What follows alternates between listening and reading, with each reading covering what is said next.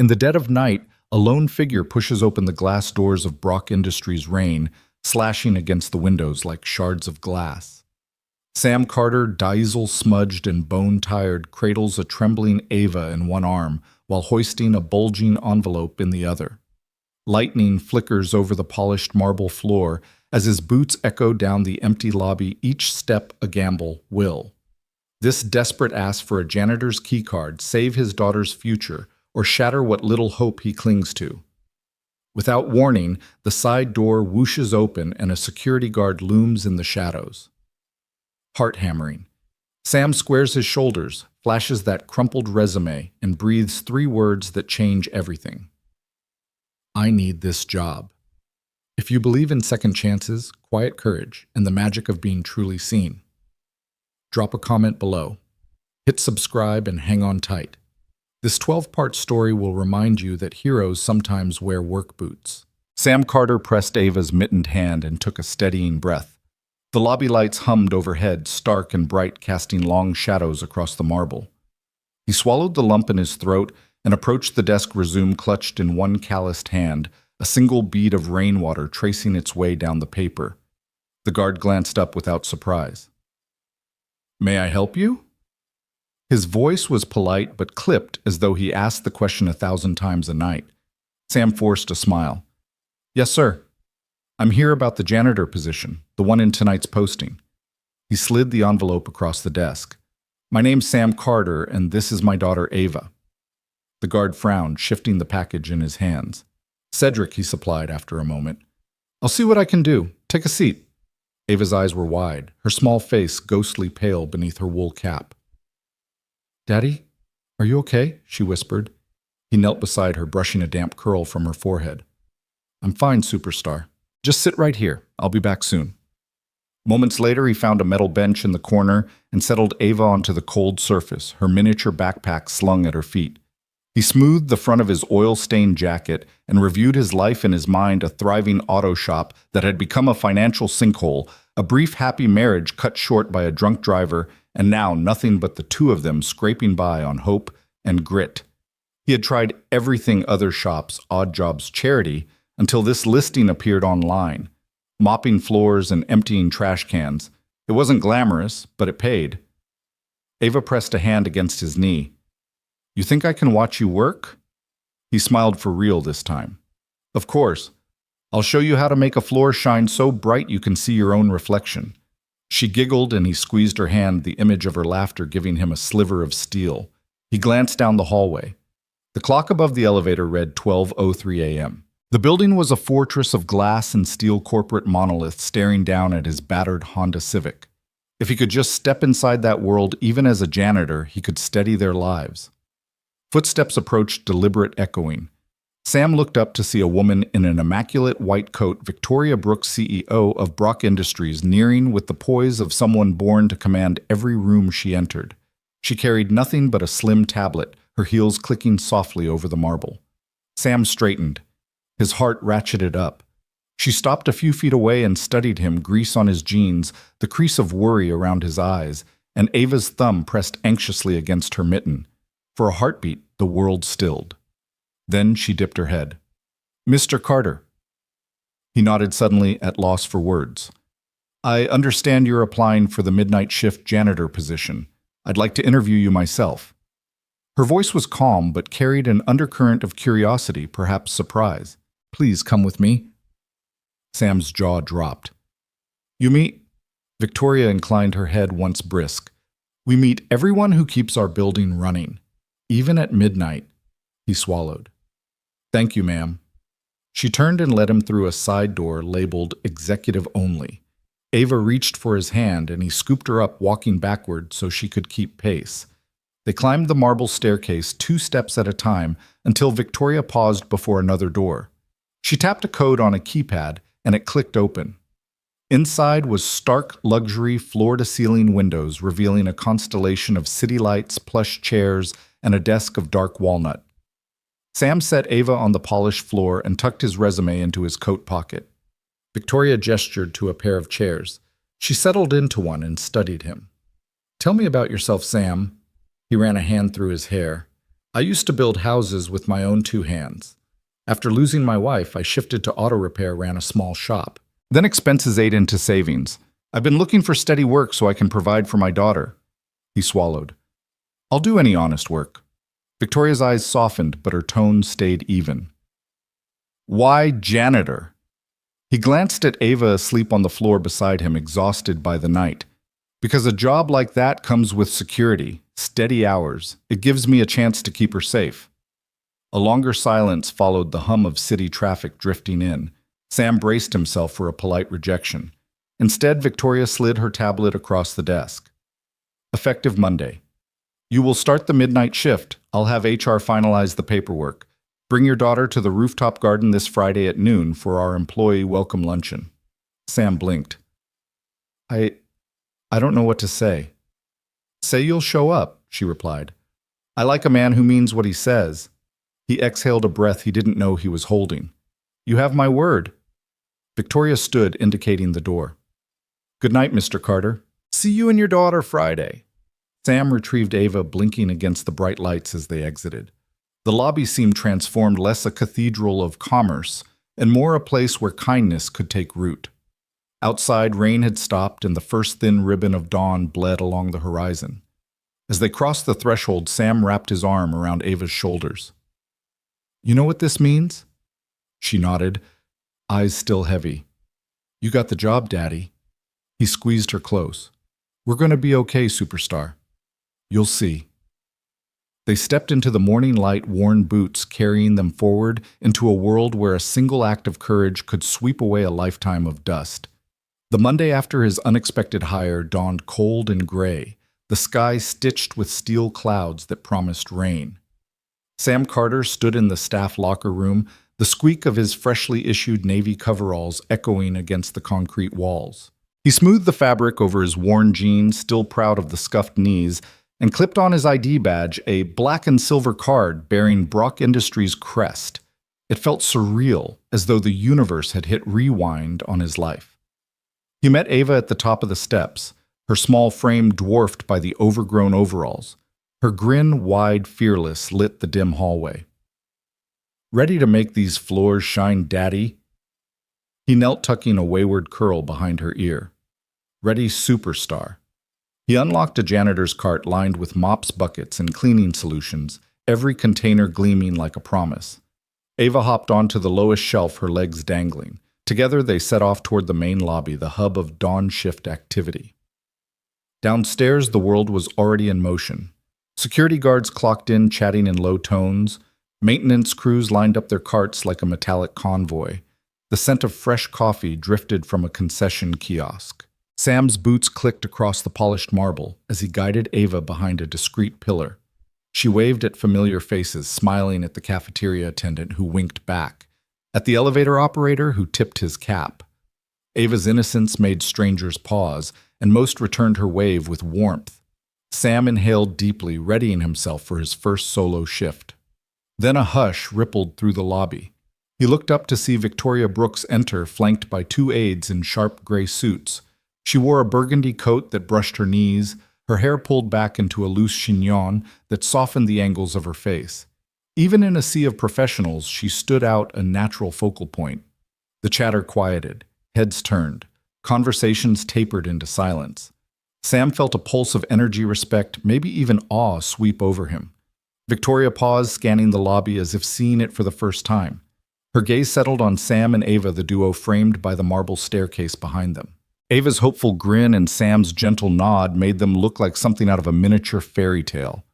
Victoria's lips curved into the faintest smile, and she raised her hand to one of her aides. Sam stole a glance at the elevator. The doors slid open with a soft whoosh, and Victoria stepped inside. Seconds later, one of her aides approached the desk. "Please send Mr. Carter to my office," he said, voice low. The security guard glanced at Sam, eyebrows arching. "Mr. Carter," he asked, gesturing to the guest ID on Sam's lanyard. "Upstairs. Now." Sam glanced at Ava, her eyes huge with curiosity, then set his jaw. "Be right back, superstar." He lifted her into his arms and strode toward the elevators. Clifton, the security guard, pressed a button. "Floor 22, he murmured. Inside the car, Sam felt the cool hum of the descending lights. Ava nestled into his chest, her small voice squeaking. Is she going to talk to you about the job? He smiled wryly. Seems like it. He patted her back. You stay here for a sec, okay?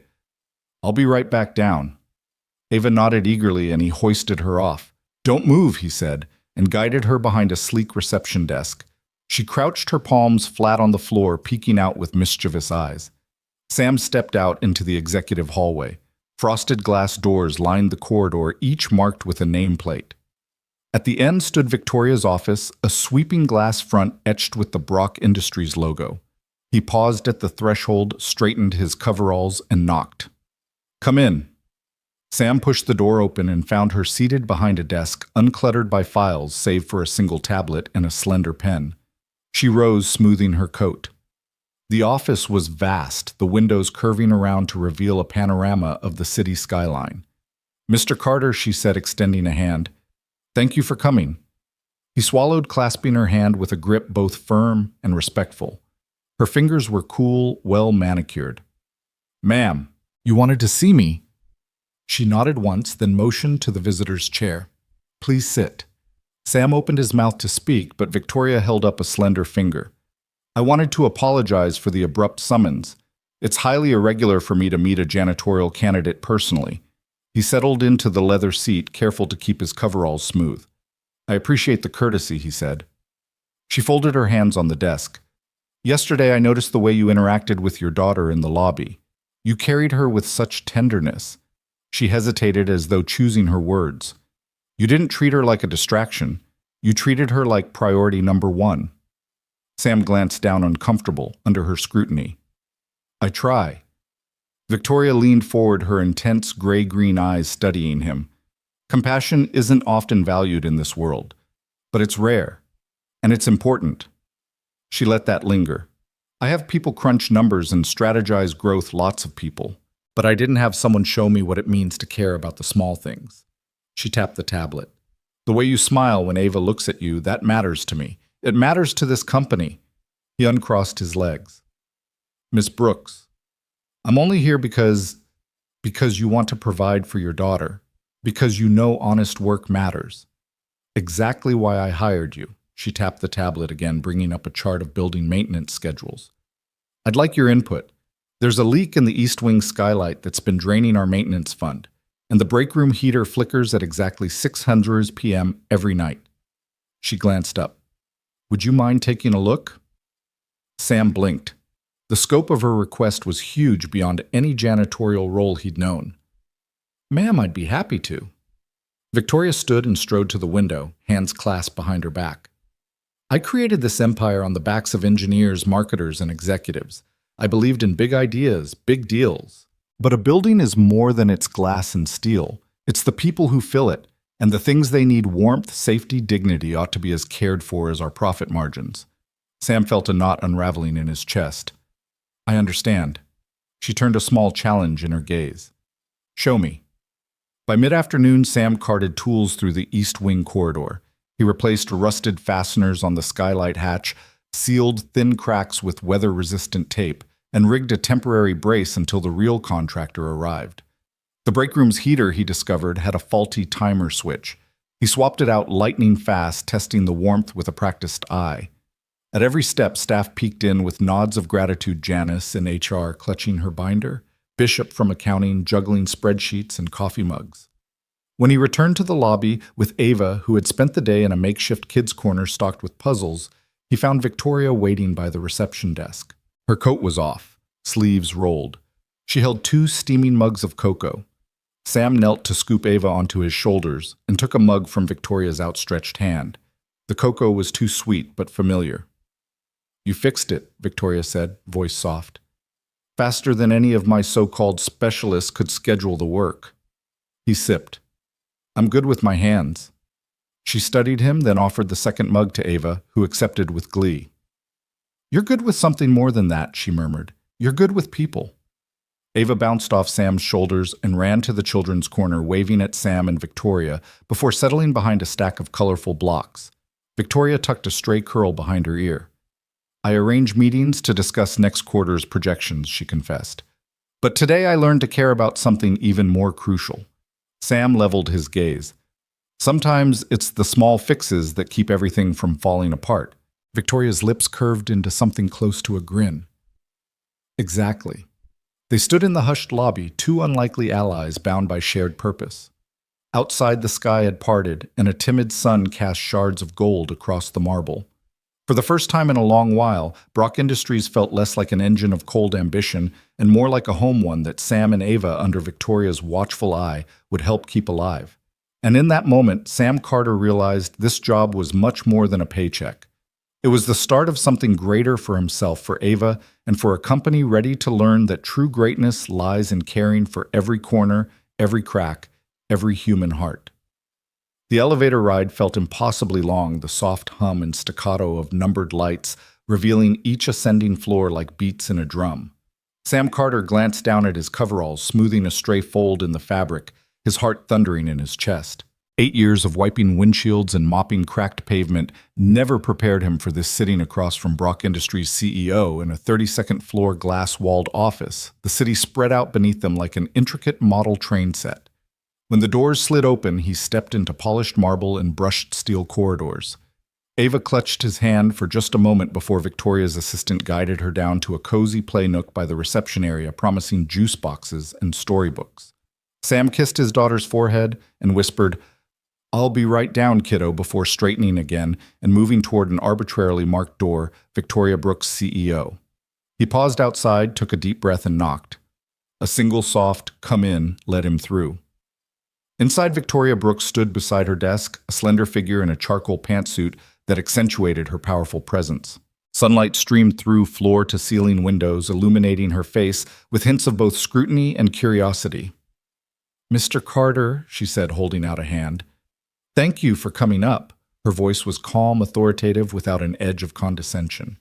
He shook her hand firmly, noticing the confidence in her grip. "Thank you for seeing me, Ms. Brooks," he replied, settling into the guest chair she gestured toward. The seat was softer than expected, leather-wrapped and slightly too wide, forcing him to widen his own stance. "I hope the view wasn't too distracting." She began folding her hands atop the desk. "Crescent Bay looks peaceful today." He glanced beyond her to the waterfront skyline, flecked with boats gliding through morning mist. "It is. Feels a world away from here." A faint smile tugged at her lips as though she appreciated the metaphor. "Tell me about yourself, Sam. I want to know the man behind the work boots." He exhaled slowly, mind whirring back to simpler days. "I grew up in a family of carpenters. My father taught me how to swing a hammer before I could ride a bike. We built everything from birdhouses to entire floors of townhomes. I ran my own contracting business for almost a decade before my wife passed, and that was the hardest build of all." Her eyes softened, but she didn't interrupt. He pressed on. "After the accident, I sold the business and took every job I could find: oil changes, snow removal, janitorial work. All honest trades, but none paid enough to support me and my daughter Ava, who was only 2 at the time." His chest tightened. "I worked double shifts, scrimped on rent, and made sure she had school clothes even if I had to patch mine." Victoria leaned forward, elbows on the desk. "Your dedication is clear. It takes a special kind of person to keep going under those circumstances." He offered a wry chuckle. "Special or stubborn? I'll do any honest work for Ava's future." The words tasted louder than he intended a vow-given voice. He looked away, battling a flush of vulnerability. She sat back, steepling her fingers. "Intelligence, creativity, strategic vision. Those are skills we typically value here." Yet she paused. Drawing out the moment, integrity and tenacity matter more than any resume line. Sam met her gaze, surprise flickering across his face. "I'm not sure I deserve that kind of praise." She tilted her head. "You deserve better than praise. You deserve opportunity." Her assistant had slipped a file onto the desk at the start of their meeting, and now Victoria tapped the edge of that file. "This company is very good at building tomorrow's technology. I want us to be equally adept at building people, starting with you." He leaned forward, voice low. "Ms. Brooks, I've never asked for charity. I just want a chance to show up every day and do my job well." A hint of amusement danced in her eyes. "And if I refused?" He swallowed. "I'd find another way to keep hope alive." She regarded him thoughtfully, the soft click of her pen the only sound. Hope is a powerful currency in boardrooms and garages alike. I'm prepared to invest in you. She stood moving to a built-in bar cart and pouring 2 glasses of water. The gesture was human in an office ruled by algorithms and forecasts. The simple act of offering water felt generous. She handed 1 glass to him. I've reviewed your resume, Sam, and perhaps I've overlooked the most important qualifications: your commitment, your resourcefulness, and your capacity for kindness. Sam took a sip, nerves settling into steady warmth. I won't let you down.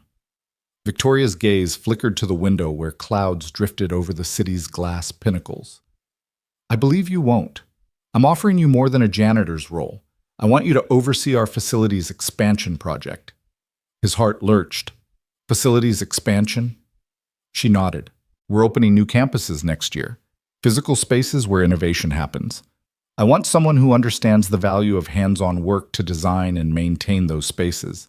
Someone who sees buildings not as assets, but as homes for possibility.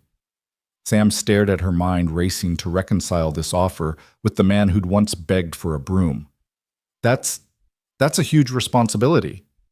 Exactly, she replied, sliding back into her chair. I want you to have it. He closed his eyes for a moment, memory flickering to Ava's hopeful grin in the lobby.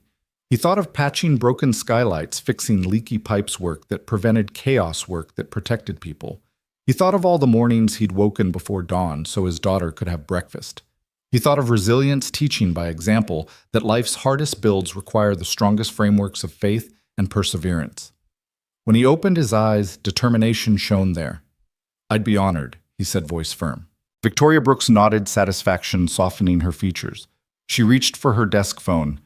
Daniel, please get HR on the line. We have a new offer to finalize. She hung up and turned back to him. Consider your title, Director of Facilities and Human Care. Because what you do here will be as much about caring for people as it is about caring for buildings. Sam blinked, disbelief warring with gratitude. Director, yes, ma'am. Her smile finally broke genuine and warm. Welcome aboard, Sam Carter. They shook hands again, but this time it felt celebratory, a pact between equals rather than a formality. As he gathered his papers to leave, she paused. One more thing, she said. He turned. She tapped the file with a single finger. I want you to mentor our interns, especially the ones who've never swung a hammer or held a mop. They need to learn that every role, no matter how humble, is vital to our success. His chest swelled. I'd love that. Ava's wide eyes greeted him in the reception area, her little ears keen for news. He scooped her up and whispered, How'd your dad do? She beamed. She said, I'm the best assistant ever. He laughed, brushing her hair back. She also said, I'm director of everything. Ava clapped. That's huge. He grinned down at her. It feels pretty huge. And as they descended the elevator back to the lobby, Sam Carter knew that this interview, less a test than an awakening, had changed everything. Beyond the glass towers and boardroom politics, this was about people building, and he was ready to build. The morning sun peeked over Denver's skyline like a welcome mat laid out just for him. Sam Carter pulled on his navy coveralls, now freshly pressed and embroidered with that proud Director of Facilities and Human Care patch, paused in his living room and glanced at Ava spinning in her lavender dress. She'd insisted on wearing her Sunday best today. You excited, kiddo? He asked, ruffling her curls. Can I see the garden again, Daddy? She chirped, her small hand twisting in the hem of her skirt. It was so pretty. He grinned. You'll get another tour and some lunch. Remember. Her eyes lit up. Rooftop picnic. They set off just as the city's pulse began to quicken. Streetcars clicking, coffee shops opening, the hum of early commuters. Sam flagged down a yellow cab and they rattled toward Brock Industries' mirrored tower. This time when they entered the lobby, the doorman greeted Sam by name. Morning, Director Carter, he said with a respectful nod. Ava's jaw dropped. Sam winked at her. Director of what now? She whispered. He chuckled. Everything. They took the elevator and companion with familiar faces from 3 days of repair rounds and hallway chats, engineers, assistants, the young woman from HR who'd spilled her coffee when she recognized Sam's face on the company memo. Each offered a discreet salute or thumbs up as they passed through the glass doors of the top-floor skybridge. Ava clutched Sam's hand in the secrecy of excitement. Are we really eating lunch with the boss lady? You bet, he smiled. In her secret garden. When the doors opened, they stepped into a courtyard tucked behind the uppermost conference wing, a place Sam hadn't known existed until Victoria Brooks herself had given him a quick tour during his first week. Today it was set for a small private brunch, linen-draped square tables, crowned with potted succulents, wicker chairs, and a buffet of fresh fruit, herb-crusted chicken, and chilled lemonade. The scent of lavender and rosemary wafted from planters arranged along the terrace's glass railing. Below them, clouds scudded across the city. Beyond the Rockies loomed their peaks still dusted with snow. Ava's mouth fell open. She darted straight for the railing, her miniature sneakers clicking on the stone tiles. It's like flying, she exclaimed, pressing her hands against the glass. Sam sank into one of the wicker chairs, gathering her into his lap. She hummed happily, tracing the pinnacles of distant mountains oblivious to the office towers and highways far below. At a table draped in white sat Victoria herself, her jacket draped over the back of a chair. She rose as they approached, smoothing the lapels of her pantsuit. "Good morning, Sam. Good morning, Ava." She held out her arms, and Ava launched herself into her lap without hesitation. "Ms. Brooks." Ava squealed, her face bright. Victoria caught her and spun her gently, laughter rippling from both.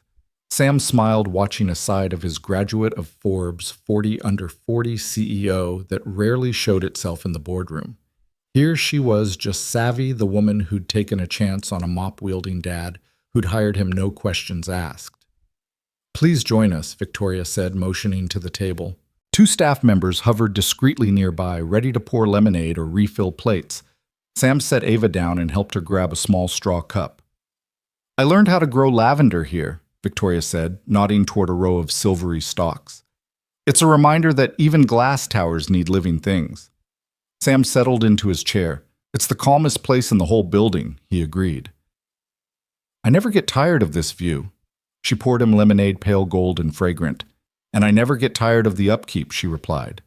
"When I saw your first maintenance report, fixing the broken vent, rewiring the panel, releveling the planters, I knew I was right to bring you on." He leaned back. "It feels good to have a place that matters." He glanced at Ava, who was busy nibbling melon, "especially when I get to share it with someone I love." Victoria's gaze softened. "Your daughter seems very grounded." Sam nodded. "She's my compass. If I lose my way, her laughter brings me back." Victoria offered a small, reflective smile. "I have a nephew," she confessed. "He's 6, just the same age as Ava. After my brother's accident last year, Jack's laughter reminded me how bright the world could be." Her words hung in the air, tinged with a vulnerability she rarely displayed in public. Ava, having drained her third cup of lemonade, climbed onto Sam's lap again. "Ms. Brooks." "Dad says lavender is magical," she announced, tossing her hair back. Victoria chuckled and brushed a stray strand from Ava's face. "Lavender is magical," she agreed. "It's good for the soul." She reached into her pocket and produced a tiny cloth sachet. "This is from my garden at home. I thought Ava might like it." Ava took the sachet with wide eyes. "Thank you," she cried, burying it in the skirt of her dress. Sam caught Victoria's eye gratitude and something warmer shining there. "You really didn't have to," he said quietly. She shrugged. "Being the boss of a $1 trillion company doesn't mean you can't do small kindnesses." The conversation drifted through brunch, lighthearted updates on the renovation of the old bakery next door, the new fire suppression system Sam had designed for the basement, and Ava's upcoming school play. At one point, Victoria excused herself to take a brief call, leaving Sam and Ava alone with the breeze and the blooming succulents. Ava, Sam prompted, "What's been your favorite part of the last 3 days?" She tapped her chin thoughtfully. "When you fixed the loose stair railing so no one would fall." She grinned. "And the secret garden. But mostly when Ms. Brooks spun me around." He laughed. "That was pretty special." At that moment, Victoria returned, sliding into her seat. She held up a company folder. "I need your expertise," she said, voice upbeat. "We're redesigning the executive conference room, moving away from sterile boardroom style to something more, human." She opened the folder to reveal sketches of an indoor atrium. "I want your thoughts." Sam leaned forward, studying the plans. The room behind him was blank slate floor-to-ceiling windows, exposed steel beams, concrete floors. He pictured sunlight dappling through ficus trees, pottery benches clustered around potted ferns. What if we break the center with a living garden, he suggested. Have a little pond in one corner, a reading nook carved out of reclaimed wood, and maybe some lavender so it smells like this garden whenever someone steps in. Victoria's eyes lit up. I love it. Let's make it happen. Just like that, Sam realized the scope of his new role wasn't limited to mops and brooms. He was charged with fashioning spaces that nurtured creativity, comfort, and connection environments where people felt seen and supported. He looked at Ava, then back at Victoria, and felt a surge of purpose. When the rooftop garden clock chimed noon, they gathered their things. Sam scooped Ava into his arms, and she plucked her lavender sachet from her skirt, pressing it to her nose. It smells like hope, she declared. Sam grinned at Victoria. Thank you for lunch and for the chance to build more than facilities. Victoria's smile was all business warmth and genuine appreciation. Thank you, Sam, for showing us what really matters. Welcome aboard. As they walked through the glass doors, leaving the private terrace behind, Sam's world felt richer than before. He carried Ava in one arm and a head full of new blueprints in the other, crossing a threshold into something far more meaningful than any job description, a chance to shape places where life could bloom. And shoulders squared, he realized that sometimes the biggest impact began with a simple act of welcome. Sam pushed open the door to the media relations suite just as the morning sun filtered through its frosted glass panels. The handle had been sticking for weeks, and he'd finally had time to shim it back into place. With a quiet twist and a click, the latch realigned and the door swung open smoothly. Inside, a young woman in a crisp blouse glanced up from her desk, surprise softening into relief. Wow, she said, voice low so as not to startle the reporters scraping away at their story drafts. That's incredible. Sam gave her a modest shrug. Just needed a little realignment. Haven't had coffee yet, so if the handle still feels off, let me know. She laughed, a warm, genuine sound that rippled through the small office. No worries. Thank you, Sam. You're a lifesaver. He tipped an imaginary hat and slipped away down the hall toolbox, clinking against his hip. Across campus, in the swanky new conference center, he noticed a picture frame hanging slightly askew in the reception area. The silver mat was supposed to align perfectly with the desk edge, but someone had nudged it askew. He stepped in, carefully lifted the frame, and angled it until the margins matched the tile pattern on the wall. Behind him, the events coordinator, a tall man in a sharp blazer, watched, eyebrows rising in appreciation. Clean lines, the coordinator murmured, stepping forward to examine Sam's handiwork. Exacting. Sam gave a small grin. Makes the room feel inviting. Inviting, indeed, the man agreed. He extended a hand. I'm Matt. Anything else we should align? Sam tapped the frame edge. This one's good, but watch out for that thermostat. It runs a bit hot at midday. I can recalibrate it tomorrow if you like. Matt hesitated before nodding. Please do. Thanks, Director Carter. Further down the hall, Sam paused outside the core lab building. The plumbers had called weeks ago about a drippy sink in the junior analyst's kitchenette, but the backlog of higher priority repairs had pushed it down the list. Sam knelt, tightened a valve, and shut off the persistent drip. Washing his hands, he found half a dozen coffee-stained mugs piled in the basin, and went a step further. He cleaned and dried each one, stacking them neatly on the counter. A door opened. A tall woman in a crisp lab coat peeked out, concern etched in the lines around her eyes. You fixed it, she asked softly. I've been here all morning trying to get an experiment calibrated. That drip was driving me mad. Sam smiled, patting the towel at his belt. Should be good now. Let me know if it returns. She exhaled a relieved laugh. Thank you. Really? He brushed off the thanks as he walked away, but in the hallway, two junior analysts exchanged glances. He's like a ghost, one whispered, always fixing things before you even know they're broken. And so darn polite about it, the other replied with a smile, tugging her coat straight. By lunchtime, word of Sam's quiet diligence had spread across the building like wildfire.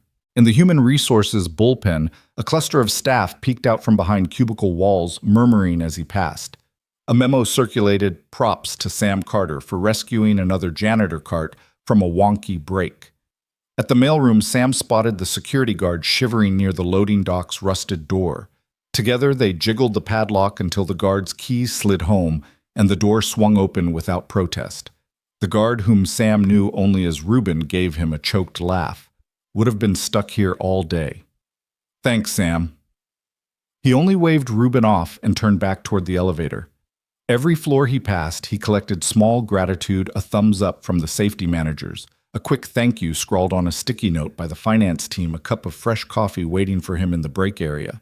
Even the interns younger than Ava gave him reverent nods as he strolled through the atrium, back in Victoria Brooks's private garden, his de facto headquarters.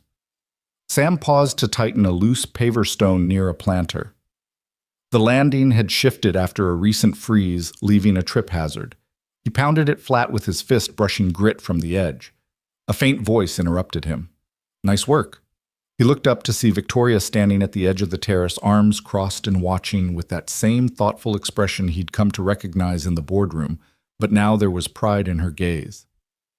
You didn't have to worry about that, she said, voice gentle. He shrugged, stepping back. I noticed. She glanced around at the bubbling fountain, the pruned hedges, and the flawlessly aligned benches. This garden became my favorite place, she said, meeting his eyes. Thanks to you. Sam felt a flush creep up his neck. Just trying to keep things running. Beyond running, she replied, you're making people feel cared for. It shows. He cleared his throat and nodded, looking down at the stone in his hand. It's the little things. That's why they're so big. She turned, slipping back inside the building to continue her day. Sam watched her go, then pocketed one last broken widget she'd left on the table, a fountain nozzle bent out of shape, and climbed back into the service elevator toolbox slung over his shoulder. The afternoon sped by in a flurry of quiet fixes, a jam paper shredder in the legal department, a flickering bulb at the bottom of the north stairwell, a wobbly leg on a bench in the cafeteria. By 5 o'clock, his rounds had covered every floor. He slipped back into his coveralls after stashing the toolbox in his locker, greeting the night shift receptionist with a friendly nod. As he locked up the supply closet for the night, a familiar envelope sat waiting on the counter, not a memo this time, but a hand-drawn note. He unfolded it, a simple sketch of a mop, a screwdriver, and a little girl holding a heart. Beneath it, in Ava's loopy handwriting, "Thank you for fixing our world." Sam's chest tightened. He pressed the paper to his heart, thinking of Ava's proud face and the campus staff who'd finally seen him as more than that janitor guy. In the quiet hum of overhead fluorescence, he realized that every valve he'd tightened, every frame he'd leveled, and every door he'd unjammed had rippled through Brock Industries, stitching small threads of gratitude into its corporate fabric. Tomorrow he'd start again at sunrise, because this place, like any home, thrived on gentle care. And in each of those quiet contributions, Sam Carter found a deeper purpose, building more than institutions, building community. The next morning, the crisp hum of fluorescent lights greeted Victoria as she made her usual early rounds patrol of Brock Industries' lower levels. She'd been reviewing maintenance logs the night before, an unusual pastime for a CEO, but curiosity had gotten the better of her. Time and again, she had seen requests logged for leaky pipes, jammed doors, and flickering lights, only to disappear from the system minutes later with no record of work orders or technician assignments. Now, as the building still slumbered beneath a pale dawn sky, Victoria moved swiftly down the dimly lit corridor outside the engineering bullpen. The glow from the adjacent conference rooms cast shifting rectangles of light against the concrete floor. She glanced at her watch, 7:02 a.m. Sam Carter's shift began at 7:00, and she'd made a quiet bet on his first location. A soft sputter echoed ahead, followed by a distinctive drip, drip, drip that grated against the silence. Victoria rounded the corner into a small maintenance alcove and saw Sam crouched beneath a low panel of ceiling fixtures. His coveralls bore the faint stain of motor oil and coffee grounds, and the sharp beam of his handheld flashlight danced across exposed wiring. With a gentle twist of a bare hand, he realigned a loose fixture, the bulb clicking into place. The overhead light brightened, sweeping the shadowy corridor in a warm circle that chased away the drip's echo. Victoria cleared her throat, and Sam straightened so quickly that a stray wire snapped back into position. He looked up, surprise flickering in his tired blue eyes that mirrored her own.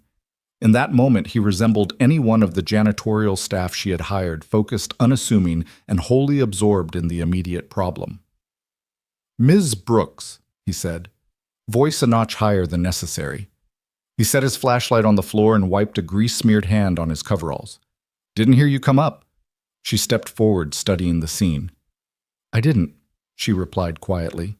"You fixed the light before the ticket ever hit the system." "That's not the first time I've seen it happen."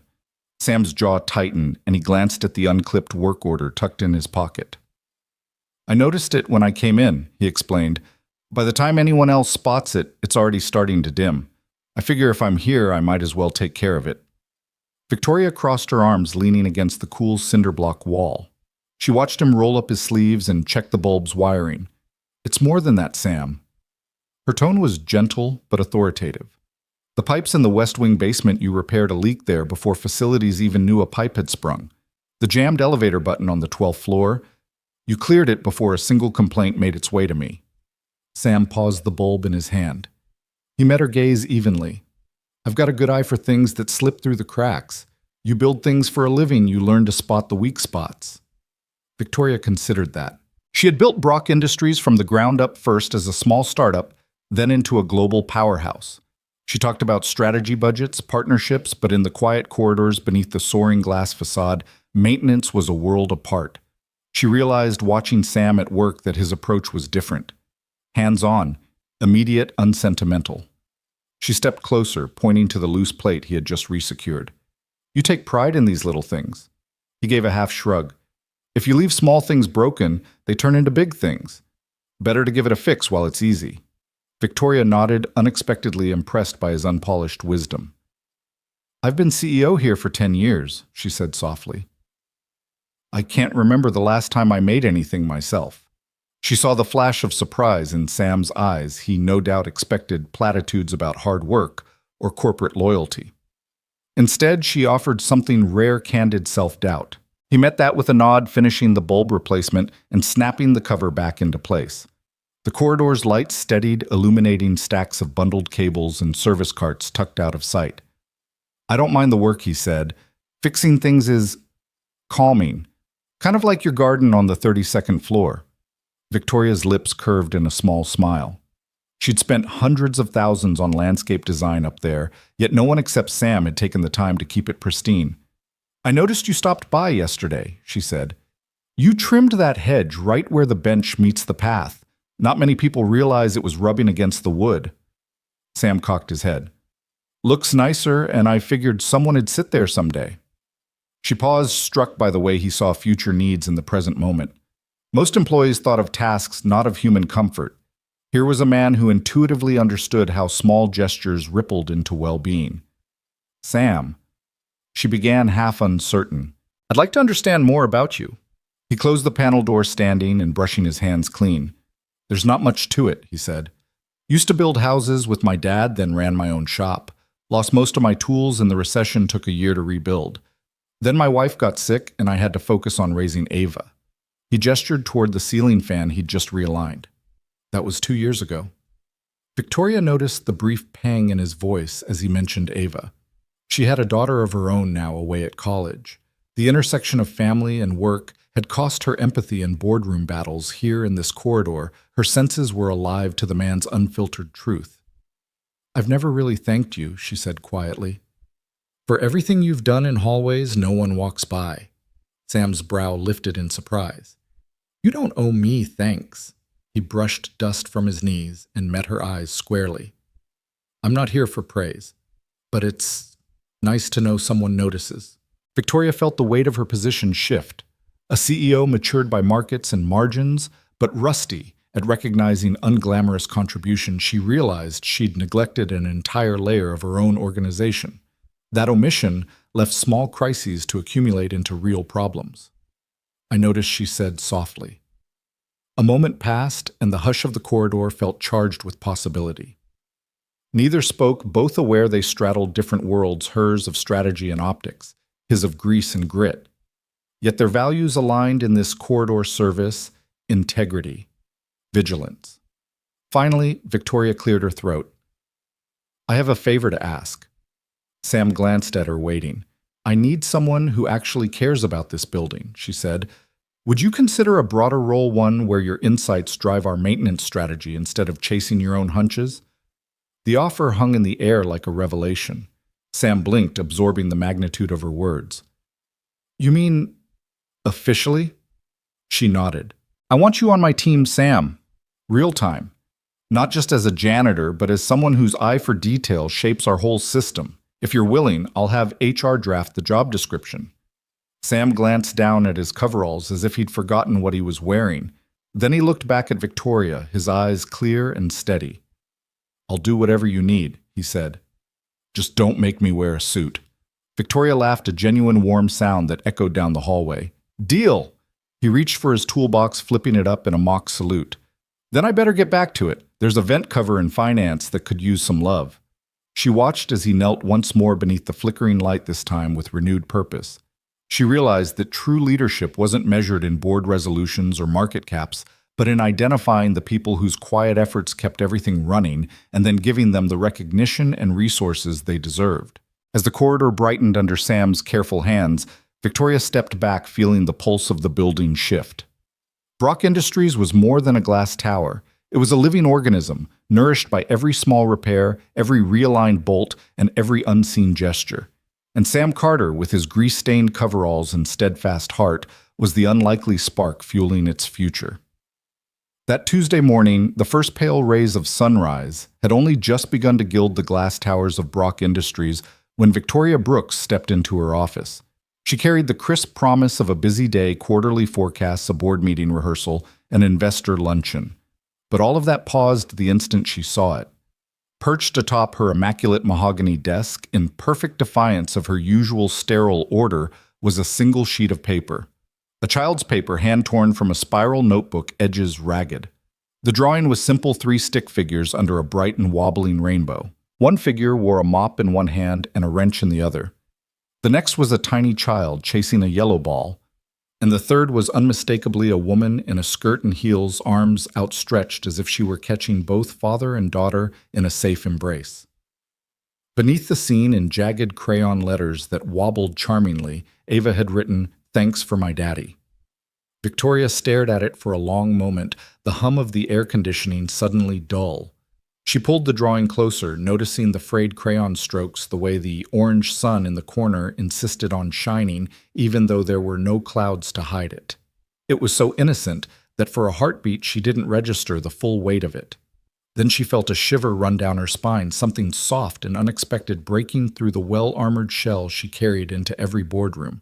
She set the paper gently on the desk and sat in her high-backed leather chair, head bowed and eyes closed. A CEO's world was built on graphs and projections on market share and margins on performance metrics that never really measured the human heart. Yet here in her own office, a little girl's sketch had exposed the hollow center of her priorities. It reminded her that Sam Carter wasn't just keeping the lights on and the floors shining, he was safeguarding his daughter's world. And she'd been too busy to see that. Minutes must have passed. Outside the floor-to-ceiling windows, the city glowed under morning light. Birds rose from the fountains below, their cries sharp against car horns and early commute engines. Victoria felt her chest tighten. The corporate armor she wore so comfortably, her impeccably tailored suits, her razor-edged focus felt suddenly like a cage. How many moments had she missed? How many small kindnesses had slipped through her fingers because she was too busy climbing the next ladder? Her phone buzzed on the desk. She reached for it, expecting a call from HR or a text reminder of an upcoming earnings call. Instead, the screen displayed a message from Sam Carter. "Let me know if you need anything before 9. I'll be on the 5th floor corridor." She tapped out a single word. "Now," and pressed send. Almost instantly, his reply pinged back. "Be right there." She folded the drawing carefully, slipped it into a crisp white envelope, and tucked it into her briefcase. Within 5 minutes, Sam Carter was knocking politely on her door. His coveralls were uncharacteristically neat. He must have washed the worst of yesterday's grease before coming up. Ava was nowhere in sight. Sam stood alone, hands clasped in front of him, steady as ever. "Ms. Brooks," he said, concern touching his voice when he saw the envelope in her hand. "You wanted to see me." She gestured to the guest chair, and he sat his posture respectful but curious. She set the envelope between them. I found something on my desk this morning. Her voice was soft, an unfamiliar tone for a CEO who was used to shaping realities with a single directive. It's yours. Sam opened the envelope. His brows rose as he recognized Ava's drawing. He drew in a sharp breath as though inhaling the sudden warmth that flooded the room. He looked up at Victoria, eyes clear and unguarded. She left it this morning while I was sweeping the hallway, he said quietly. She wanted to thank me for bringing her up here. Victoria nodded, swallowing. It's beautiful. She paused, trying to find words that felt honest. I've been thinking about how often I measure this company's success in numbers, stock price, revenue growth, headcount, without ever measuring its heart. This drawing reminded me who built that heart. Sam's expression was both proud and humble. Ava's only ever known you as the boss lady, he said. I'm just her dad trying to keep things from falling apart. She leaned forward, hands folded on the desk. You do more than that, Sam. You remind me and everyone here what really matters. You fix leaky pipes, jammed doors, flickering lights. But more than that, you fix small pains before they become big problems. You build safety and trust. You see people. He met her gaze without hesitation. That's what it means to show up, he said. One fix at a time. She closed her eyes briefly, then opened them with newfound resolve. I want you to know I see you, she said. I see the way you care about this place and your daughter, and I want to make sure you have what you need to keep doing it. Sam blinked. I'm honored, Ms. Brooks, but I don't need anything besides a mop and a paycheck. Her lips lifted in the faintest of smiles. I'd like to offer more than that, she said. A formal position, facility manager. Your role will include updating our maintenance systems, overseeing workflow, and helping us build a culture where small kindnesses matter as much as quarterly results. And I want to give you the authority and the resources to do it. Sam's eyes widened, then softened. I don't know what to say. She handed him the drawing again. If you'll accept, we'll put your daughter's art in the lobby. Let everyone see how gratitude looks in crayon. And I want you to sign off on every project plan and budget for maintenance. No more disappearing tickets, just proactive care. He gently closed the envelope. I accept, he said. Not for me, but for her, so Ava knows what gratitude can build. Victoria felt tears prick the corners of her eyes. She rose from her chair and without thinking held out her hand. Sam looked surprised at first, then took it firmly. When their hands met, she felt not a shake of power, but a bond of partnership. As he rose, she pulled the envelope from her briefcase. One more thing. She handed it back to him. Give this to Ava. Let her know her thank you changed more than just this office. He nodded, voice thick. I will. Thank you. She watched him leave her office, shoulders straight, purposeful, holding that envelope as though it were a treasure. When the door clicked shut, she stepped to the window and gazed out at the city, her own world reframed by a child's drawing. On her desk, the morning sun highlighted the soft rainbows and stick figures. Victoria realized that true leadership wasn't about commanding headlines. It was about tending to the unseen corners, honoring the small gestures, and nurturing the human spirit. And in that quiet moment, she vowed to never lose sight of the simple power of a thank you, even when it came in crayon. Band and I, Part 8, Dark Clouds Gather. A building-wide power outage strands executives in cold offices. Sam navigates the blackout by flashlight, rerouting generators, and guiding colleagues to safety, his calm resolve proving invaluable in crisis. Lưu ý viết một nanoid 1-200 từ liên kết liền mạch với các phần trong câu chuyện tạo thành một câu chuyện liền mạch khi ghép lại. Tránh ngắt quãng đột ngột sử dụng gạch đầu dòng hoặc tiêu đề phụ. Thay vào đó, hãy viết như một cuộc trò chuyện tự nhiên và cuốn hút với khán giả. Kết thúc phần không giới thiệu phần sau, ChatGPT đã nói. That afternoon, the sky over Brock Industries had turned a bruised charcoal, as if the city itself was bracing for a blow.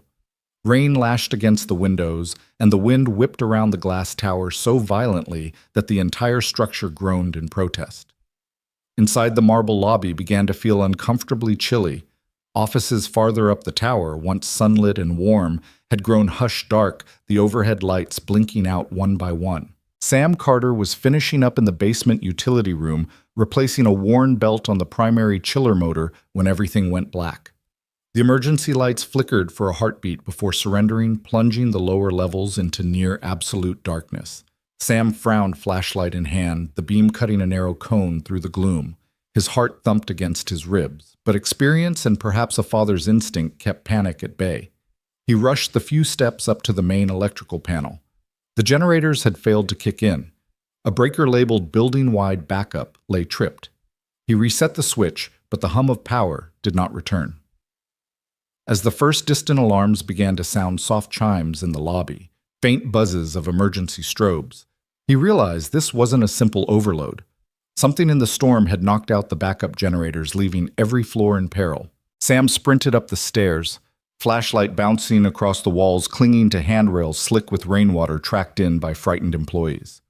On the 10th floor landing, he found a cluster of mid-level managers huddled near the elevator shaft, cell phones held aloft in hopes of any signal breath visible in the sudden chill. The power outage had chased them out of their offices, and now they looked unmoored, uncertain where to go. "Hey everyone," Sam called, voice calm but firm. "Follow me. We'll get you to the lobby. It's warmer there by the fireplaces." Murmurs of thanks rose as he led them down the corridor, flashlight bobbing. The emergency exit signs glowed faintly, just enough to mark the way. Sam guided them carefully, stepping over stray papers and a toppled trash can. "Stick close," he coached, one at a time on the stairs. "Watch your footing." When they reached the lobby, 3 uniformed security officers were doing their best to direct people through the swirling rain and wind outside the main doors, but without power, the massive revolving entrance had jammed. Sam grabbed the intercom handset from a nearby wall panel. "Maintenance," he announced. "Let's manually release the door latch, hold the bottom panel security, and I'll crank it." With a few deft turns of the latch, the doors swung open, and a blast of wind and rain rattled into the lobby. Sam braced the heavy wood door, protecting the cluster of executives behind him. One by one, he held the door so each person could pass through safely, their designer coats soaked and hair plastered to their foreheads. When the last stranger emerged, Sam let go and closed the door, the wind howling like a beast at the threshold. Inside the fireplace, hearths had gone cold long ago, but several standing propane heaters left over from a recent rooftop event stood in the corner. Sam jumped behind them, clicking the igniters until small blue flame tongues sprang to life. He arranged them in a loose semicircle, directing the cold and wet crowd toward the warmth. "That should help," he said, offering a reassuring smile as hands reached out to warm. He turned to the nearest office assistant. "See if you can find extra propane tanks. There should be 2 in the storage closet on the 3rd floor." The assistant dashed off, flashlight beam bobbing. As the group huddled near the heaters, Sam moved to the central staircase again. Several executives lingered behind, their eyes wide as they absorbed the scene, the janitor turned facility manager calmly orchestrating their rescue.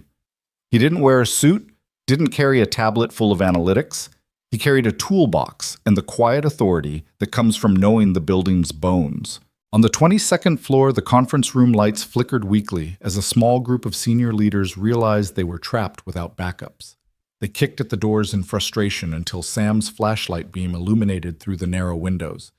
He knocked gently. "Open up. I'm here to help." The senior vice president, a stern man named Jacobs, peered out. "Can't you fix it?" Jacobs barked. Sam shook his head. "Not from here, but I can guide you out. Follow me and watch your step." With that, Sam led them single file down the winding fire stairs, the group's multi-million-dollar suits glinting in the flashlight's beam. When they stepped into the lobby, the entire group let out a grateful exhale. Jacobs paused as though searching for words. "Mr. Carter?" he said, voice rough with humility. "I don't know how we'd have gotten out without you." Sam offered a quick nod. "Happy to help." Then in the periphery of his mind, he heard the soft hum of the generators sputtering back to life, the secondary set finally responding as the storm's circuit overloads cleared. Lights blinked on powerful and warm, banishing shadows from every corner. He flipped electrical breakers back into position one by one, restoring elevators, restoring heating, restoring the steady heartbeat of Brock Industries. The hum of copiers resumed, the whirl of ceiling fans returned, and the building exhaled. By the time Victoria Brooks arrived in the lobby, a vision in her tailored coat hair still damp from dashing between meetings, she found Sam standing beside the fireplace heaters, a smudge of grease on his cheek. flashlight in one hand, clipboard in the other. "Sam," she said, voice steady but edged with awe. "You did all this?" He shrugged, removing the flashlight from his belt. "Just doing my job, Ms. Brooks. Nobody should be left in the dark." She held his gaze, seeing at that moment not just the caretaker of her floors, but the quiet hero of her company's darkest hour. Around them, executives and staff shared blankets and cups of hot coffee, smiles warm as the newly restored lights above. The crisis had passed, but the gratitude lingered tangible in every handshake and nod. Victoria extended her hand.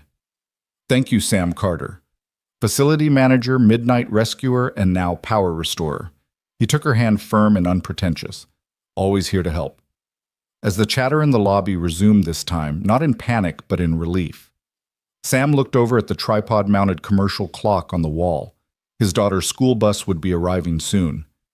Another storm might rage outside, but here in this glass tower order had returned. And in that calm, crackling fireplace light, both CEO and janitor knew that a shared moment of crisis had lit a bond more unbreakable than any boardroom contract. That Monday morning, the 15-foot atrium of Brock Industries felt alive in a way it never had before. The polished marble floor gleamed beneath Sam Carter's sturdy work boots as he wheeled his cart of tools past the front desk. Heads turned executives who once scarcely noticed his passing now offered nods of genuine greeting. Even the receptionist, who had once looked at him with polite detachment, called out a cheerful "Morning, Sam" in a tone that carried real warmth. He nodded back, slipping past a trio of suited board members clustered near the glass railing overlooking the lobby. They were deep in conversation, cutting-edge contract negotiations, new product launches, and yet their eyes followed him. Curiosity piqued. As he passed one of them, Marian Phillips raised her hand in a small wave. "Sam," she called, voice carrying a hint of something new, deference. He paused and turned. Marian was tall and impeccably dressed, her silver hair pulled into a sleek chignon. He'd seen her at board meetings, always cool, always in control. Now she looked almost human. "Yes, Ms. Phillips?" he asked, leaning against the cart. She smiled, a genuine curve of her lips. "I'm about to present to the audit committee. My conference room projector has been flickering. Could you take a look? I'd rather not have that happening mid-pitch." Sam glanced toward the door she'd indicated. "Of course, right away." She handed him a small sticky note with the room number. "Thank you. When you're done, I'll be by for a demo." "Consider it done," he said, and with that, he wheeled his cart toward the bank of elevators. On the 28th floor, the fluorescent lights hummed overhead as Sam knelt before the conference room's AV cabinet. Wires snaked through the panels, and sure enough, a power surge had remapped one line. He swapped out the offending connector, tightened 2 loose bolts on the projector mount, and tested the system. The projector flickered once, twice, and then settled into a steady beam of crisp light. As he packed away his screwdriver, the door clicked open. Marian Phillips stepped in, tablet in hand. The boardroom's polished oak table gleamed under the restored projector. She watched him work with an appreciative expression. "It's perfect," she said as Sam stood. "Thank you." He smiled, brushing off his hands. "Glad to help, ma'am." She hesitated, then offered her hand. "No, really. I know I don't always make your job easy, sudden requests, odd hours, last-minute tech emergencies. But you handle everything with such calm efficiency. I want you to know it doesn't go unnoticed." Sam shook her hand, a bit surprised by the rarity of her candor. "Thank you, Miss Phillips. It's my pleasure." She nodded, her gaze sincere. "Well, I'm off to the audit committee. I expect smooth sailing now." With a final nod, she strode out. Sam closed the door behind her and paused a moment, letting the unfamiliar warmth of genuine gratitude sink in. Back on the 15th floor in a conference room usually reserved for C-suite brainstorming, a half-dozen board members were mid-discussion glass walls, tinted to allow privacy. The topic was capital improvements to the headquarters, and it had become a heated debate. But the moment Sam entered carrying a small toolbox, their energy shifted. Jacob Toney, the chairman, looked up from his notes. "Sam, perfect timing. We need your opinion on the new HVAC layout." Sam set his toolbox on the side table and reached for Jacob's drawings. "Sure, let me see."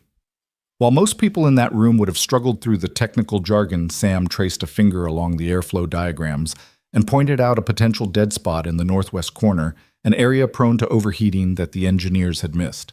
He suggested a repositioned vent and an added return inlet, explaining in clear, straightforward language how airflow could be balanced for more consistency. The board members leaned in surprised by his depth of knowledge. When he finished, an unspoken respect settled over the room. Jacob Toney nodded, impressed. That makes perfect sense. We'll revise the plans accordingly. Thank you, Sam. Another board member, Elena Ruiz, added, You're officially on the project team now, Sam. We'll need your expertise going forward. Sam hesitated. Miss Ruiz, I'm just happy to help, whatever you need. She smiled, eyes bright with admiration. We need more people who see beyond the spreadsheets, Mr. Carter. Word spread quickly. By late afternoon, while Sam was tightening a loose railing on the mezzanine staircase, he heard footsteps behind him. Pardon me, Sam. He turned to find Ross Kendricks, head of facilities strategy, standing with his arms folded. Kendricks was known for his meticulous nature and rarely offered praise. Sam braced himself. I wanted to personally thank you, Ross said, voice earnest. The board reviewed your HVAC recommendations, and they saved us an expensive retrofit down the line. We'd have had serious complaints come next summer. Sam nodded. I'm glad I could help. It's my job to keep this place running. Ross took a step closer, eyes meeting Sam's. It's more than a job now. It's a genuine contribution. If you ever need additional resources, parts, manpower, just say the word. We'll prioritize your requests. Sam offered a small smile. Thank you, Ross. I appreciate that. That evening, as rain drummed against the windows, Sam found Victoria Brooks alone in her private office, reviewing the day's end-of-day reports. She looked up when he knocked softly on the open door. Ms. Brooks, your 6 p.m. janitor status report, he said, holding out a clipboard with neatly recorded tasks. She took it but did not wave him away as he expected. Instead, she leaned back in her chair, studying Sam with a mixture of gratitude and contemplation. Minutes passed in silence. Finally, she spoke. Sam, you know we have our quarterly strategy meeting next week. He nodded. Yes, ma'am. I'd like you to join us, she said, not just to take notes, but to give input on operational priorities. We need that perspective. Sam's eyes widened. Me in a strategy meeting? She smiled, but there was steel beneath it. Yes. You see problems we often overlook and you solve them without fuss.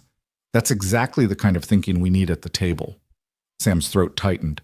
He opened his mouth to protest, then closed it. He realized this wasn't a courtesy, it was an acknowledgement of his true value. I'd be honored, he said, voice steady. Over the next few days, Sam continued his rounds fixing the broken door latch in marketing, recalibrating the pressure gauge in engineering, reorganizing the supply closet in HR so people could find what they needed quickly. Everywhere he went, whispers of approval followed. In the cafeteria line, employees stopped him to say thanks for restoring the coffee machine's perfect temperature. In the IT hub, he was asked to advise on cable management after an entire server crash had been traced to tangled wires in the ceiling space.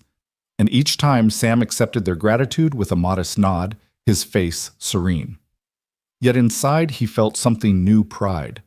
Not the pride of self-aggrandizement, but the quieter pride of a man whose integrity and skill had earned genuine respect. The day of the strategy meeting arrived. Sam stepped into the glass-walled conference room, greeted by the sight of half a dozen key executives already seated around the sleek oval table. Victoria Brooks stood at the head tablet in hand and a look of determined confidence on her face. She smiled at him. Please, Mr. Carter, have a seat. We're just getting started. He settled into the chair beside Ross Kendricks, his toolbox replaced by a laptop loaned from the IT department. As the meeting progressed, the discussion turned to facility upgrades, cost control measures, and the balance between sustainability and expansion. When the temperature control topic came up, Victoria said, Sam, would you walk us through your proposal? I believe you have some insights. He took a deep breath, then explained his earlier suggestions in more depth. How strategic vent placement, smart sensor integration, and regular maintenance intervals could reduce energy consumption by up to 15% annually. He spoke clearly, referencing real data he'd gathered during his rounds, and answered questions with thoughtful precision. Board members who had once questioned his presence now leaned forward, nodding and interjecting follow-up ideas. When he finished, the room was silent for a heartbeat, then erupted in agreement. "This is brilliant," said Elena Ruiz. "I move we adopt Sam's plan and implement it across all campuses." The motion passed unanimously. Later in the lobby's hearth-lit lounge, Sam sat with Victoria and several board members reviewing next steps. The flicker of the fireplace cast dancing shadows on the walls, highlighting the unusual scene, the janitor at the center of strategic planning. Victoria caught Sam's eye. She tilted her head toward the fireplace. "Do you ever imagine you'd be here, Sam?" He chuckled softly. "Honestly, no. But I've always believed the best solutions come from the people who see the cracks others overlook." She nodded. "You've closed many cracks for us. I can't thank you enough." Before he could reply, Ava Carter bounded in, clutching a new drawing. Another stick figure family, this time standing in front of Brock Industries, hands raised in celebration. She ran over to Sam and hugged him. "Daddy, I made this for you." The board members gathered around, admiring the drawing and offering heartfelt compliments. Ava beamed, and Sam felt a deep sense of fullness. Pride in his daughter, pride in his work, and gratitude for a company that had recognized his worth. In that moment, as laughter and conversation filled the hearth-warmed room, it was clear Sam Carter's quiet expertise and steadfast integrity had reshaped more than just Brock Industries' facilities. He'd reshaped their hearts and minds, reminding everyone that true leadership often comes on scuffed boots and with a toolbox in hand. The grand chandelier in the Brock Industries ballroom glittered like a constellation suspended in glass, casting prismatic patterns on the polished marble floor. The annual gala was in full swing, board members in their tailored tuxedos and glittering gowns. Champagne flutes, clinking laughter, and polite applause filling the air. Yet for Sam Carter, standing at the edge of the dance floor with a nervous gulp and his scuffed work boots hidden under his rented slacks, it felt more like stepping onto a stage he'd never auditioned for. He caught sight of Victoria Brooks across the room, descending the sweeping staircase in an elegant navy gown that shimmered as she moved. Her arms were bare, revealing the graceful lines of her shoulders, shoulders that had borne the weight of a tech empire for years. But tonight her expression radiated something softer, anticipation. Sam's breath caught in his throat. Even amid all this opulence, she'd insisted he attend, as in this was still sinking in her guest. A hush fell over the attendees as a string quartet struck the first notes of the gala's traditional opening waltz. Couples floated onto the floor. Sam's heart thundered. He glanced back at Victoria, standing poised at the foot of the stairs, her eyes fixed on him. Summoning every ounce of courage, he slid off his jacket, draped it over an empty chair, and stepped forward. When he reached her, she offered her hand with a warm half-smile. "May I have this dance, Mr. Carter?" she asked, her voice low enough that only he could hear. Of course, he managed, his fingers weaving into hers as if recalling a memory. They moved to the center of the floor, and for the first few measures their steps were unsure, his boots awkward on the gleaming surface, her heels tapping a little too fast. But then the music deepened and they found a rhythm. Sam guided Victoria gently, eyes on hers, and the gala's swirl of activity faded to a soft blur. "You look beautiful," he murmured, genuinely awed as she tucked her hand in his. She laughed softly, a sound like wind chimes. "I feel nervous," he shook his head. "No need. You're a natural." He offered a playful half-bow, and she laughed again, the sound rippling across the hushed ballroom. As they glided beneath the chandeliers, whispers rippled through the crowd. "Is that... I didn't know they were close." The CEO and her janitor. But Sam and Victoria were attuned only to the music and each other. He guided her in a gentle turn, careful not to step on her toes. She placed her other hand on his shoulder, asking with her eyes if he was okay. He nodded, feeling as though he was exactly where he belonged. "You've got moves I never expected," Victoria ventured as they twirled. Sam grinned. "I cleaned emergency exit signs by night.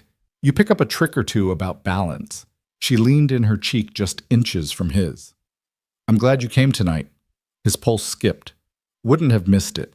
They danced through 2 more songs, slow waltz followed by a lilting foxtrot, and by the time the quartet struck a gentle finale, Sam was breathing easily, a relaxed smile on his face. The applause was polite at first, then genuine as the room recognized not just the odd pairing of CEO and janitor, but the palpable authenticity between them. Victoria slipped her hand from his, though her fingers lingered. "Thank you," she said, voice husky with unspoken emotion. He dipped his head. "Thank you for the dance, and for everything." She paused the swirl of the school of formal attire around them, contrasting with this extraordinary moment of quiet intimacy. Clearing her throat, she stepped back a pace, and the crowded ballroom seemed unusually loud. "Sam," she whispered. He lifted his gaze, meeting hers. She drew in a breath, then exhaled with resolve. "I want to make this official." Sam's heart hammered. "Official," she nodded, eyes glistening. "I know how unconventional this looks, but over the past months you've become the rock this company needed, and something I didn't know I needed. I care about you, more than I ever thought possible." A gentle murmur spread across the floor as onlookers leaned in, curious. Sam swallowed, stepping closer again until they were inches apart. "Victoria, shh." He paused, gathering courage. "I never imagined a woman like you could see someone like me, and feel this." She placed a finger on his chest right over his heart. "You've reminded me of what really matters: kindness, dedication, honesty. Those are the foundations I want for everything in my life, from our company to us." Her words landed softly, igniting something indescribable in Sam's chest. Slowly, deliberately, he reached into his pocket and withdrew the tiny velvet box he'd carried tonight, its presence a secret hope he'd barely allowed himself to entertain. Victoria's breath hitched as he lowered to one knee, the world tilting on its axis. "Victoria Brooks." He began, voice steady, though his heart raced. "You asked me to make it official. I can't build a life without you. Will you marry me?" Gasps echoed around the ballroom. Victoria's hand flew to her mouth. Tears shimmered in her eyes, and for a heartbeat, she said nothing. Then, with a joy that lit her face from within, she knelt beside him. "Yes," she whispered. 1,000 times yes." The ballroom erupted in cheers and applause as he slipped the simple silver band onto her finger. When he stood pulling her into his arms, the room seemed to glow brighter, string lights, crystal, and celebration all mirroring the light in Victoria's eyes. They swayed once more, not to music, but to the cheering clapping and heartfelt congratulations that rained down on them. Friends and colleagues surrounded them, toasts were raised, and champagne flowed in a jubilant toast to the unlikely couple whose love story had captured every heart in that grand room. As the night unfolded, dance after dance, laughter, and tears of joy, Sam and Victoria found themselves at the edge of the floor, looking out at the sea of faces who believed in them. Hand in hand, they shared a quiet, fierce smile, knowing that no boardroom politics, no corporate hierarchy, and no whispered doubt could ever erase the bond they had forged. Under the glow of the chandeliers and the warmth of a grateful crowd, a CEO and her janitor began writing the next chapter of their story, one built on respect, courage, and an unexpected dance that led to a promise neither of them saw coming, but both of them would cherish for a lifetime. The morning sunlight filtered through the floor-to-ceiling windows of Brock Industries' executive suite, painting the polished mahogany desk and leather chairs in warm gold. Victoria Brooks stood at the head of the room, her posture poised yet relaxed, a rare moment of calm after weeks of boardroom battles and back-channel intrigues. Seated in a semicircle before her were the senior leadership team heads of finance, legal engineering, and HR. On the large screen behind her glowed the final slide of her presentation: Project Integrity, Rooting Out Sabotage. Once this room would have been off-limits to anyone outside the C-suite. Today, Victoria had extended invitations to one more person: Sam Carter, newly minted facilities supervisor, who stood near the door in a crisp navy blazer, his usually grease-stained coveralls replaced by slacks and a bright button-down. His heart pounded with a mixture of pride and nerves. He'd never imagined standing among these executives, let alone addressing them. Victoria cleared her throat and the room hushed. "Thank you all for coming on such short notice. As you know, recent product delays and a near-catastrophic prototype failure have cost us significant time and trust." She swept her gaze across the table. We suspected insider sabotage crafted to look like engineering errors, but we needed proof. Heads nodded. The CFO muttered something about lost revenue. The head of engineering tapped a pen against her notebook. Sam shifted on his feet. He'd played a quiet but pivotal role in his rounds through the lab and maintenance tunnels. He'd noticed the subtle misalignment of a critical component mounting bracket one that no genuine stress test could have produced. Cross-referencing his maintenance logs with building access data, he'd pinpointed a late-night entry by an unexpected ID, the badge of a newly hired project engineer whose contracts and emails Victoria's team had never caught. Confronted with the evidence, the saboteur had confessed under interrogation. Victoria continued, "Thanks to Mr. Carter's keen observations and detailed logs, we have irrefutable proof that this was deliberate. We have taken appropriate action, and our development timeline is back on track." She turned a genuine smile lighting her face. "Sam, would you please join us up here?"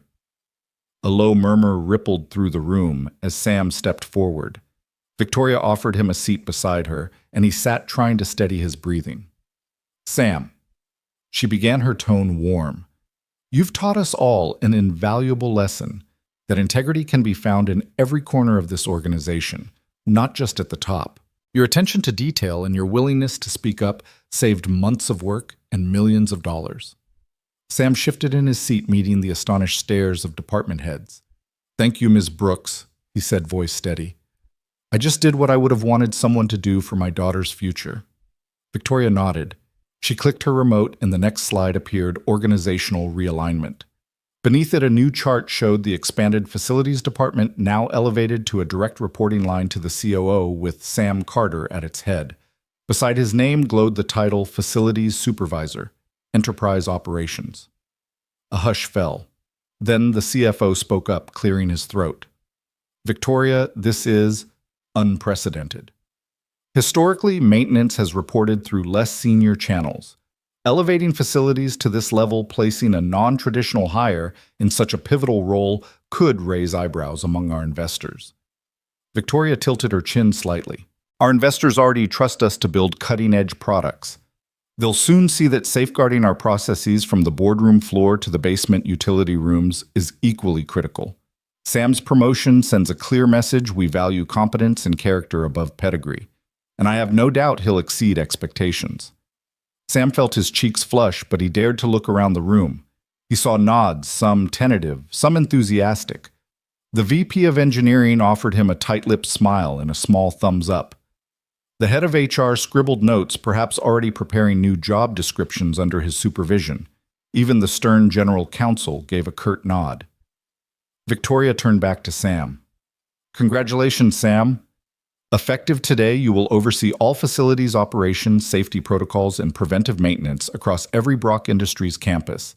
Your team will report to you directly, and you'll have the budget and authority to implement the changes you deem necessary." Sam swallowed his throat dry. I'm honored, ma'am. I won't let you or anyone at Brock down." She rose, extending her hand. Every executive followed suit, applauding as he shook her hand. The sound of that applause, sincere, robust, felt surreal. Sam's gaze flicked to the door, half expecting Ava to burst in with a proud grin, but she wasn't here. Yet. Later that afternoon, Brock Industries' gleaming lobby buzzed with activity as Sam and Victoria stepped out together. She led him to the waiting area and handed him her phone. "Show your daughter the new notification I sent to her email," she said. Sam's brow furrowed. Ava's email. She must have arranged it in advance. He opened his phone to find a cheerful message. "Congratulations, Dad, on your promotion to Facilities Supervisor. Love, Ava." His eyes misted. She already knows," he stammered. Victoria smiled warmly. "This company found a bright young intern in you, Sam. I thought she should be the first to know." At that moment, the elevator doors opened. Ava Carter stepped out, her curly hair bouncing, clutching a small bouquet of daisies. Her eyes lit up when she saw her dad. "Daddy, you did it? I knew you would." Sam crouched, wrapping her in a tight hug. "I did it for you, kiddo. You gave me the courage to do it." Victoria watched with a soft smile as Ava pulled back to examine her father's new badge, the elegant script beneath his name, proclaiming Facilities Supervisor. "That's amazing. The little girl breathed admiration shining in her eyes. Sam lifted Ava onto his hip and turned to Victoria. "Thank you," he said, voice thick with gratitude, "for everything." Victoria nodded. "Thank you, Sam, for reminding all of us that true leadership isn't just about titles. It's about hard honesty and the courage to fix what's broken. I'm honored to have you on my team in every sense." As father and daughter skipped off toward the exit, Ava's daisies bobbing in her hand and Sam's new title gleaming on his lapel, Victoria stood in the lobby watching them go. In that moment, she knew Brock Industries had gained more than a facilities supervisor. They'd gained a guardian of integrity, someone whose compassion and competence would ensure that no corner of their empire would ever go unnoticed or unprotected again. Morning light broke over Crescent Bay in a gentle haze of pink and gold, illuminating the freshly painted sign above the garage door, Carter and Brooks Auto and Repair. The scent of salt air mingled with the tang of motor oil as Sam Carter straightened his nameplate, its polished letters glinting in the dawn. Beside him, Victoria Brooks adjusted the crisp apron she'd insisted on wearing navy blue to match Sam's coveralls and smiled at the small crowd already gathered on the sidewalk. Ava stood between them, clutching a bouquet of wildflowers she'd picked from the roadside, her face alight with excitement. The three of them, once an unlikely trio united by destiny, now carried a shared dream into the world. As Sam opened the garage door, the sound of its hoist echoed down the block, and a ripple of applause rose from their neighbors and first customers. Mrs. Delaney, owner of the diner next door, wiped her flour-dusted hands on her apron and called out, "Best of luck." "Sam, and you too, Miss Brooks. If I see anything squeaky or in need of a tune-up, I know where I'm coming." Sam waved his chest warm. "Thanks, ma'am. We'll be here." Victoria gave a small wave in return, her eyes misting as she watched Ava beam at their hometown support. "Welcome home," she whispered, and Ava rushed forward to hug her. Their first customer rolled up just then, a battered green pickup with a blown headlight and a rack of surfboards strapped to its bed. The driver, a local fisherman named Marco, climbed out and greeted them with a grin. "Heard you two were opening shop again," he said, his voice gruff but friendly. "Got a rat's nest of wiring here, thought you might be my miracle workers." Sam ducked under the hood, dropping into his usual crouch. Victoria lingered at the fender, offering the bouquet back to Ava. "Want to help nail down the wiring diagram, sweetie?" she asked, handing it over. Ava's eyes sparkled. "Yes, please." As Victoria and Ava worked together to identify the correct wires, their laughter rose in peals, an effortless harmony born of trust. Across the bay window, Sam spotted a trickle of late customers he'd helped over the years. Each waved and he waved back, lost in the simple joy of familiarity. After tightening the final connector, Ava pressed the ignition switch. The engine's roar filled the garage and Marco's face broke into a boyish grin. "You did it." "Thanks, Carter and Brooks." Victoria stepped forward, wiping grease from her fingertips. "Happy to help," she said, her tone easy and warm. She shot a sideways look at Sam. "Remind me again why we ever doubted a little grease," he chuckled, eyes crinkling. "Because we thought oil stains meant failure. Turns out we were just getting started." By mid-morning, the garage bays were full. A vintage Mustang in for a tune-up, a family sedan with a dented bumper, and even the mayor's electric bike needing its first roadside repair. Word of mouth spread faster than any advertisement. Neighbors who hadn't spoken in years now chatted over the hood of a Volvo, marveling at how much the place had changed, yet how comforting it all felt. The old wooden rafters, once sagging with age, gleamed after Victoria had led a weekend repaint while Sam and Ava installed new shelving stocked with donated tools and parts. Amid the bustle, Sam caught a quiet moment with Victoria under the reclaimed wood sign above the parts counter. "You know," he said softly, "when I dreamed of fixing cars again, I never imagined it would feel like building something new." Victoria leaned a shoulder against the counter, scanning the tapestry of bumpers, hood ornaments, and license plates that decorated the wall behind them. "It is new," she replied. "Not just the building or the sign. This is a foundation of trust, community, and family." He nodded, his gaze drifting to Ava, who was guiding a nervous teenager through the process of changing a tire. "I never want us to forget that every job, every person who walks through our doors is more than a paycheck. It's a life we're touching." Victoria reached out her hand, finding his. "And we'll never forget. This place will remind us every day. The afternoon sun dipped lower as laughter echoed from the garage floor. Ava hurried in, wiping her hands on her jeans, and announced, "Daddy Grandma Miller stopped by. She brought cookies." Sam laughed and ruffled her hair. "See, you're really bringing people together." Victoria handed Ava a tool apron embroidered with a small rainbow logo Ava had designed months earlier. "Here, you earned this," she said. Ava tied the straps with pride. "I've got my uniform now." As the day wound down, the trio shut the bays one by one. Sam closed the Mustang's hood and turned off the overhead lights. Victoria swept the floor with a long-handled broom. Ava gathered the last tools into the toolbox. Together they stood in the center of the garage, bathed in the golden glow of the setting sun. Sam placed an arm around Victoria's waist and looked at Ava.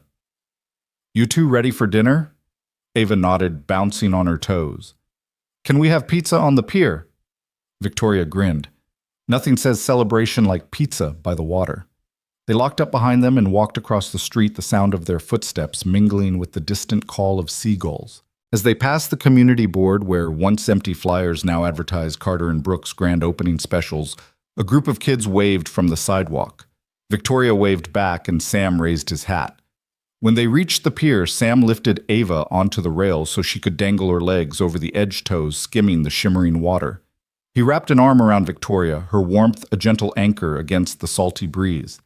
Ava dug into her box of pepperoni slices and held one up triumphantly. To us, she said, crumbs on her cheek. Sam and Victoria each took a slice, and Sam made a show of raising it in a toast. "To kindness," he said. Victoria followed suit. "To courage." Ava swallowed and nodded emphatically. "And to family." They took their bites and sat in companionable silence, the horizon ablaze with color as the sun slipped beneath the waves. In that moment, the three of them. Widower turned. Partner. Little girl. Turned. Apprentice. CEO. Turned co-founder. Shared a vision of tomorrow built on the solid ground of second chances. Behind them, the neon sign of Carter and Brooks Auto and Repair glowed softly in the twilight, a beacon of hope, resilience, and the unbreakable bonds they had forged. And as the last light faded from Crescent Bay, they knew their journey was only just beginning.